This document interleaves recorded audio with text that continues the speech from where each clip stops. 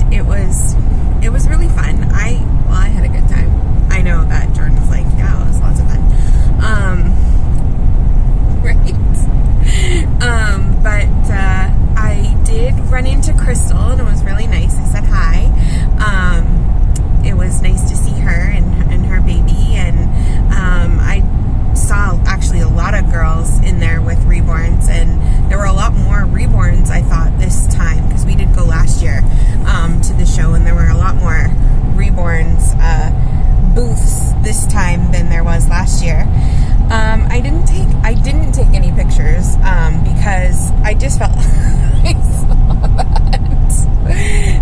I walked around, and then I walked around again, and then I walked around again, just because there was so much to look at, and it's a small area, but lots to look at. And I had Bronwyn, and Jordan said, oh, why don't you go put her in the truck and then go take pictures? But I just felt so awkward taking pictures. I didn't want to ask everybody, oh, can I take a picture? Can I take a picture? Like, I know they would have said yes, but it's awkward to just start taking pictures. Like, they're all older people who are running these booths, and I didn't want to invade their space. I know there were people doing it, and I saw Crystal making a video when she was in there, and I don't know, I felt awkward. Maybe if it was a doll, all reborns, and you would expect that. It's funny because the people who were running the booths, they had dolls, older dolls. There was clothes and lots of antiques, people who go around finding old Barbies and just old dolls and stuff, and they are just getting to know what reborns are. They don't really know, other than the women who had reborn booths, but they were so interested in it, and they were like, oh wow, so this is the new thing. And so it was kind of cool. I thought that guy was filming a video too, but he just had his hand on the thing. What's this called? Holy shit handle. Oh no. Okay, the handle. Anyway, so I want to show you my finds. I thought I would do it on our drive home to give us something to do. It's a 3-hour drive. So I'm going to show you what I found. First of all, I found the honeybee. I don't know if these are the honeybee pacifiers, but the pacifiers that McPherson's has that you just pop off the top and put a magnet in. I know so many. I know Kimberly uses them, and lots of other people. I've just never bought off their website, because even though it's a Canadian store, they still sell in American dollars.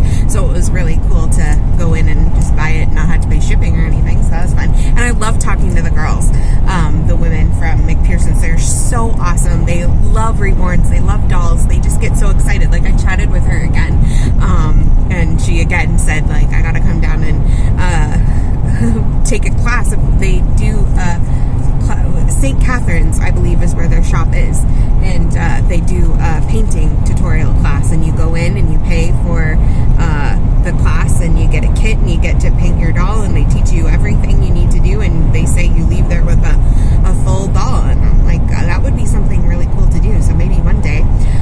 But yeah, they were so lovely. They said, oh, are you an artist? And I said, I didn't have Bronwyn at the time. I had brought her back to the truck, and I said, no, I'm a doll collector. And they're like, oh, and who's your favorite artist? And I was like, oh, I love everybody, but I know that McPherson's has worked with Shaylin. Just recently, she did a bunch of prototypes for them. And I said, Shaylin Maxwell, and she was like, oh, we love Shaylin. So I told her, yeah, we live in the same area now. And they're like, oh my gosh, you drove all the way from there? And I was like, yeah. So that was fun. Then from another booth of random dolls, they're people who just go around collecting stuff and then go to shows and sell it. I found this girl because I thought she was really cool.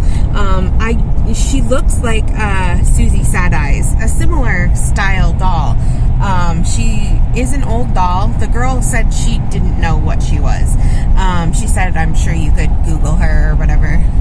Her eyes aren't focusing, but it says on the back, it just says Hong Kong. It doesn't say her name or anything. And I'm not sure if these clothes are even her original clothes. The shoes might be, maybe even the tights, because the shoes say Hong Kong on them too. But I know she told me that she made her this little jacket, so I thought that was cool. I don't know, I just thought she was fun. I kept walking by her, and I was like, $13. bucks. Well, actually, she cost me 15 because the girl just handed me back a 5, and I was like, whatever. So I found her. I thought she would be cool. I got this shirt for my Blythe doll. I went from 7 Blythes to I have 1 Blythe doll now. I saw this shirt and it was so cute. My sister's texting me. I hope that doesn't come on the that wouldn't show up on the video. I don't know what she said, but let's get rid of that. Sorry. So I'm gonna try to get that over my Blythe doll. I thought it was really cute. I was actually talking to the woman. See, this is why these shows are so fun, because you get to chat with people who love dolls. And I was chatting with her. She has like the big ball joint dolls, like, you know, the biggest ones, like super tall. They're so awesome. Now they're like $500 and up. And I was talking to her. I was like, oh my gosh, these dolls are so awesome. She doesn't paint them. She said that she used to restore old antique dolls. That's what she did. And then one day she was at a show and she ran into a friend who was selling the big ball joint dolls. They all have different names, like the models and stuff, so I couldn't tell you exactly what names. She had a few. And she was like, she was selling it, and she offered me like a deal to pay it in installments, so kind of like we do layaway with our reborns. And she said she just, like, I guess got hooked. And so I don't know how she comes across these dolls, if maybe her people give them to her to sell at the doll shows and she gets a profit or whatever, but she's like in love with them and collecting them. And she had clothes and tights, like the most awesome tights. They were way too big for my Blythe dolls, but I was like, oh my gosh, one day I would love to have one of the bigger ball joint dolls. So what else did I get? I got dolls everywhere. So that was my little pile there. I'll show you my little, oh, sorry, I keep doing that. I'll show you my little doll. I got this little guy for $10. Sorry, stay with me. Okay. There's his butt. A little, oh, his hand is, okay, well. Here's what we're gonna do. We're gonna use our boobs for a little table. There. I had to fix his hand, and I can't do that one-handed. But how cute is this little porcelain doll for $10? And it's got kind of like gray, blue, and then it goes into blue on the back. I just couldn't pass up this doll.